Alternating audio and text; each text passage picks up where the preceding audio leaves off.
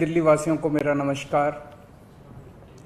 पिछले 1 साल से जब से कोरोना शुरू हुआ है, मैं समय समय पे आपके बीच में आके सभी तथ्यों को, परिस्थितियों को ईमानदारी के साथ आपके सामने रखता रहा हूँ, आपसे चर्चा करता रहा हूँ।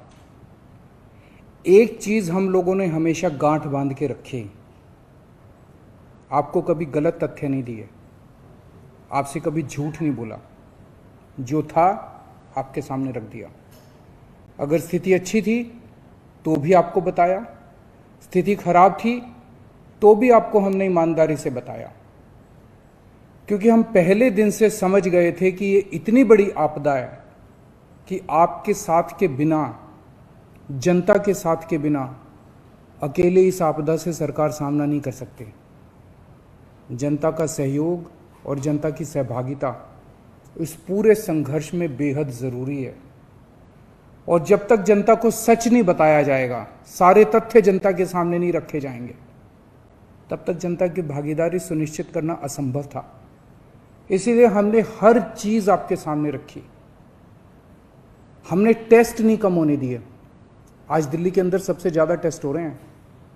मैं तो ये कहूँगा कि अगर प्रति 10 लाख की पॉपुलेशन पे देखा जाए तो शायद पूरी दुनिया में सबसे ज़्यादा टेस्ट दिल्ली में हो रहे हैं। मैंने देखा कि कई जगहों पे उन्होंने टेस्ट कम कर दिए, टेस्ट कम कर दिए तो केस कम आने लग गए।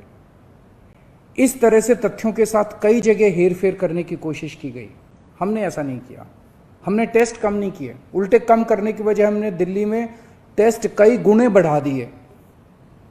आज लगभग 1 लाख टेस्ट दिल्ली में डेली हो रहे हैं। हमने मौत के आंकड़े आपसे नहीं छुपाए। जितनी मौतें होती थी हमने सब आपके सामने रखी, ईमानदारी से रखी। अगर ज्यादा हो रही थी तो ज्यादा बताई, कम हो रही थी तो कम बताई। कितने बेड्स हैं, कितने आईसीयू बेड्स हैं, क्या परिस्थितियां हैं, हर चीज आपके सामने ईमानदारी के साथ रखी। और इसी वजह से जब भी हमने कड़े निर्णय लिए, हमें आपका पूरा सहयोग मिला, दिल्ली की जनता का पूरा सहयोग मिला। मैं हमेशा कहता हूं कि हमारी दिल्ली एक परिवार है। दिल्ली के 2 करोड़ लोग एक परिवार हैं, और जब परिवार में कोई आपदा आती है तो सारे परिवार के लोग मिलकर उसका सामना करते हैं। अब भी हम सभी मिलकर इसका सामना करेंगे। पहले भी जीत हुई थी, अब भी जीत होगी। आज दिल्ली में क्या परिस्थिति है? पिछले 24 घंटे में दिल्ली में लगभग 23,500 केस आए हैं। उसके पिछले 24 घंटे में लगभग 25,500 केस आए थे। तो पिछले 3-4 दिन से रोज हम देख रहे हैं लगभग 25,000 के करीब केस आ रहे हैं। पॉजिटिविटी बहुत ज्यादा बढ़ गई है, संक्रमण दर बहुत ज्यादा बढ़ गई है।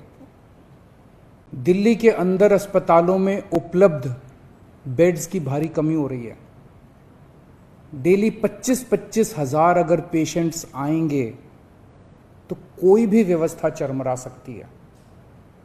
दिल्ली के अंदर बेड्स की भारी कमी हो रही है। आईसीयू बेड्स दिल्ली में लगभग खत्म हो गए हैं।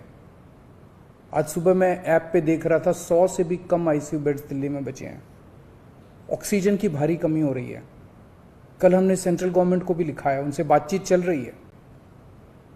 परसों रात को एक हादसा होते होते बचा। एक प्राइवेट हॉस्पिटल ने हमें बताया कि परसों रात को 3 बजे के करीब उनके अस्पताल की ऑक्सीजन लगभग खत्म हो गई। वो बोले जी हम तो बहुत बुरी तरह से डर गए, बहुत बड़ा हादसा हो सकता था। इधर उधर हाथ पैर मार के किसी तरह से उन्होंने कहीं से ऑक्सीजन का इंतजाम किया। दवाइयों की कमी हो रही है, रेमडेसिविर दवाई की खासकर काफी कमी हो रही है। ये सारे तथ्य मैंने आपको डराने के लिए नहीं बताए। ये सारी परिस्थिति है, और इन परिस्थितियों में हमें अब अगला कदम क्या उठाना है, इस पे चर्चा करने के लिए मैंने आपको ये परिस्थिति बताई है। तो दिल्ली के अंदर कोरोना की परिस्थिति काफी गंभीर है। अभी तक हमने दिल्ली के अंदर हेल्थ सिस्टम को बड़े अच्छे तरीके से मैनेज किया। दिल्ली में 4थी वेव आई है। पहली वेव पिछले साल जून में आई थी, जिसमें 4,500 के करीब केस आए थे। दूसरी वेव आई फिर सितंबर में, फिर तीसरी वेव आई जिसमें 8,500 के करीब केस आए थे।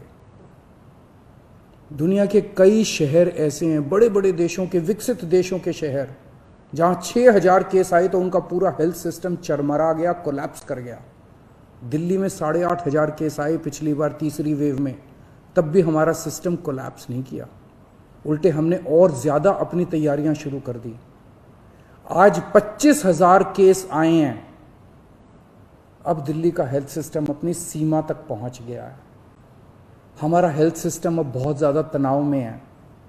मैं ये नहीं कहूँगा कि हमारा हेल्थ सिस्टम अभी कोलैप्स किया है, लेकिन आज हमारा हेल्थ सिस्टम बहुत ज़्यादा तनाव में है। किसी भी हेल्थ सिस्टम की अपनी सीमाएं होती हैं। अनगिनत पेशेंट्स तो कोई भी सिस्टम नहीं ले सकता ना। किसी भी सिस्टम की अपनी सीमाएं हैं।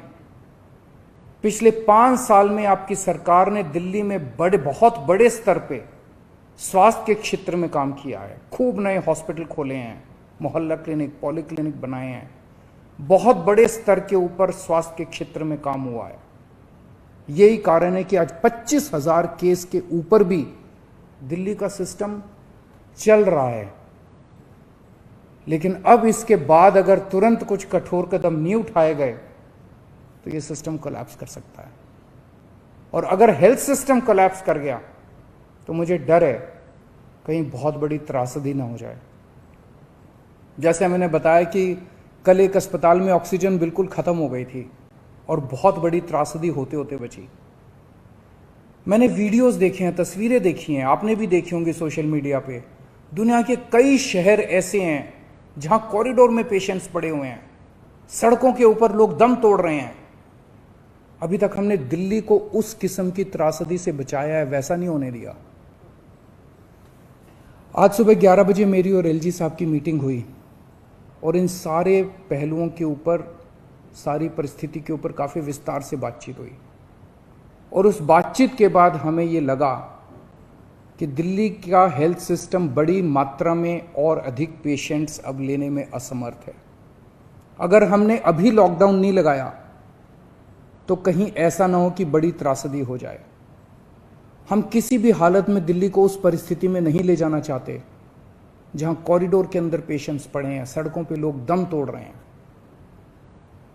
आज सभी परिस्थितियों का जायजा लेने के बाद आपकी सरकार को यह लगता है कि दिल्ली में कुछ दिन के लिए लॉकडाउन लगाना जरूरी है। तो आज रात को 10 बजे से अगले सोमवार को सुबह 5 बजे तक 6 दिन के लिए दिल्ली में लॉकडाउन लगाया जा रहा है। इस दौरान जाहिर है कि जो एसेंशियल सर्विसेज हैं वो जारी रहेंगी, खाने पीने की, मेडिकल व्यवस्थाओं की वो जारी रहेंगी। ये शादियों का सीज़न है, लोगों के बड़े मुश्किल से रिश्ते बनते हैं, हम उनके रिश्ते तोड़ना नहीं चाहते।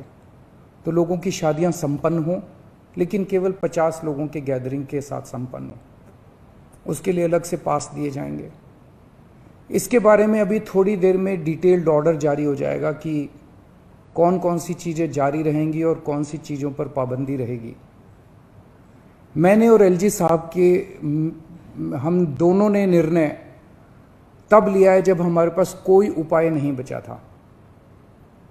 हमारे लिए निर्णय लेना आसान नहीं था, क्योंकि मैं समझ सकता हूं कि लॉकडाउन के दौरान किस तरह से लोगों के रोज़गार ख़त्म हो जाते हैं, लोगों की कमाई ख़त्म हो जाती है, और ख़ासकर सबसे गरीब तबके के लिए तो ये बेहद मुश्किल होता है।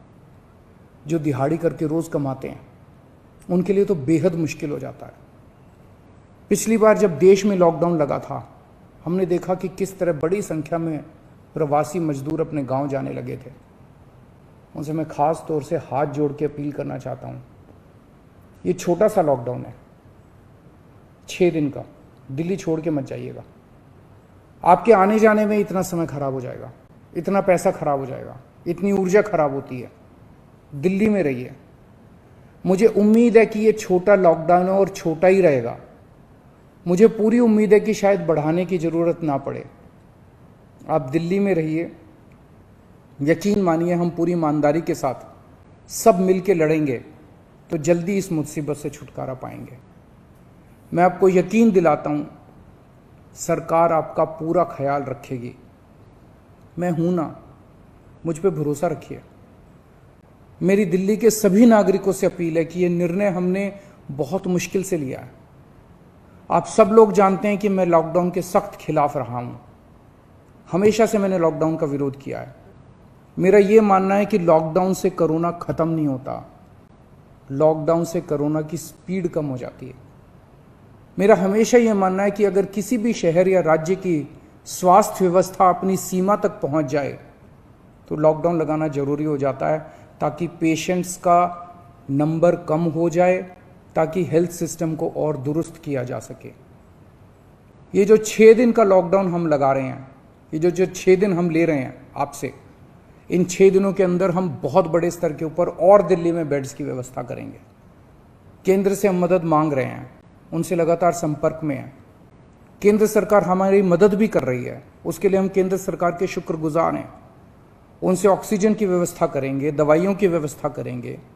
इस लॉकडाउन के समय को हम इन सब चीज़ों के लिए इस्तेमाल करेंगे। मेरी अब सब लोगों से गुजारिश है कि लॉकडाउन का पूरी तरह से पालन करें, घर से बाहर इस दौरान ना निकलें।